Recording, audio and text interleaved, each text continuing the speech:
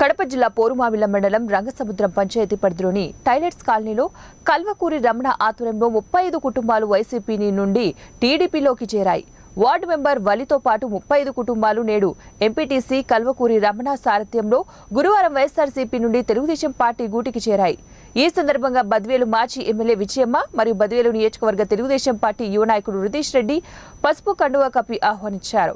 ఈ కార్యక్రమంలో టీడీపీ నాయకులు, కార్యకర్తలు, ప్రజలు పాల్గొన్నారు.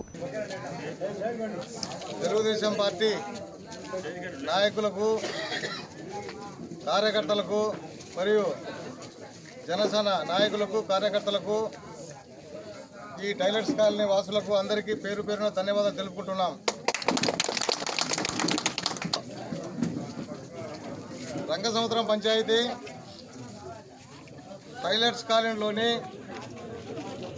వైఎస్ఆర్ పార్టీకి చెందిన 35 కుటుంబాలు ఈరోజు తెలుగుదేశం పార్టీలకు చేరబోతున్నాయి. వారికి స్వాగతం, సుస్వాగతం తెలుపుకుంటున్నాం.